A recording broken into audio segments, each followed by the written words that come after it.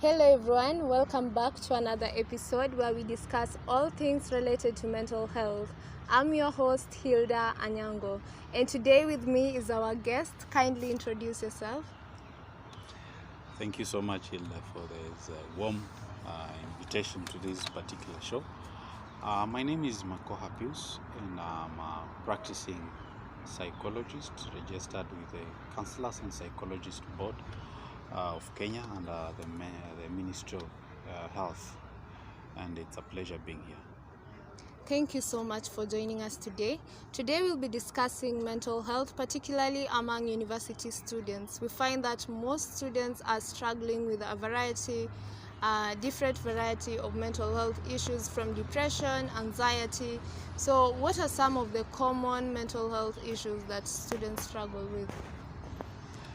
All right, thank you so much. I think also maybe to begin with, it's good to understand that mental health issues are different from mental health conditions. And just to mention a number of mental health issues that most students go through. One is the issue of finances. There is a lot of students who are struggling, making coming up with something for their day-to-day, life as students. Two is the issue of relationships. You find that most students are depressed because a lot of heartbreaks and many other dynamics within the relationship. There is the issues of academic pressure from both at home and in school, and there is also the issues of peer pressure, whereby they want to compare themselves with their colleagues. They want to be like others, not understanding that we are coming from different backgrounds, different families. And also there is the issues of addiction. And addiction, in a broader sense, there is mostly about drugs and substance, but there is also the issues of social media addiction. That is a big issue, especially among students. Thank you very much for that. And you've mentioned about students having the mental health issues such as financial constraints, relationship issues. So what are the effects of these mental health issues? The effects are many, and just to mention a few. One is the issue of that if these mental health issues, like I mentioned earlier on, if they are not taken care of, they can cause a mental health disorder or a mental health condition, such as depression, like you was already mentioned earlier on, anxiety, and what have you.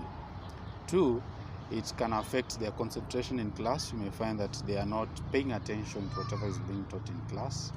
Three, you start having interpersonal conflicts. There are issues of disagreements amongst students. There's also issues of it can also lead to usage and abuse of drugs and substance within the university premises and even outside. So it's important for students, being that their main purpose in the university is to study, it's important for us to create a conducive environment for them to be able to actually do what brought them to the university. And for that reason, it's important for us to take into consideration their well-being, their mental wellness. And with that being said, what are some of the resources that are available for students or even anyone in general who might be struggling with their mental health? Thank you. There is a number of resources available to support students and, like you said, anyone else that needs mental health care services.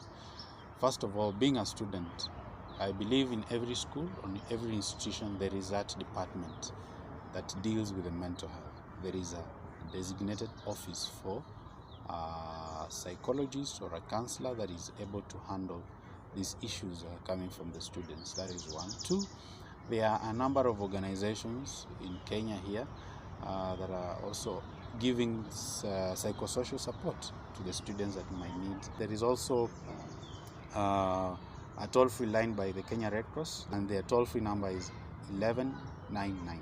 You are at no costs or charges. You get professional counseling session.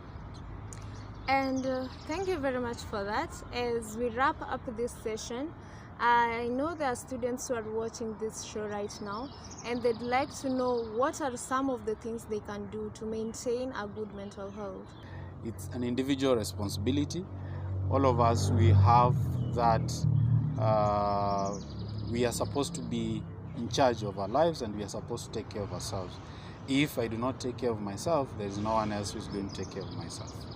So part of it is what we call or refer to as self-care.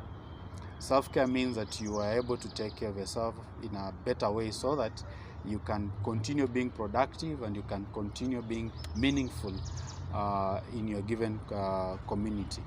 One can be going out for a vacation or having breaks within studies. So if studies are too much, just taking a break, few hours, few minutes, very important.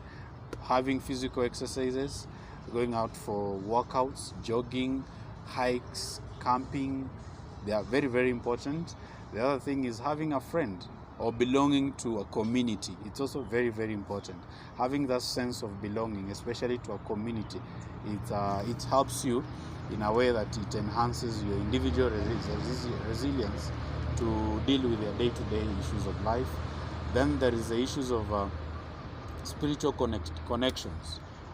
Being able to have something beyond the human nature that you depend on, something that you can call upon for support and assistance. And for those who go to churches, going to pray, for those who go to the mosque, just going there and offering your prayers is one of you being able to take care of your mental health.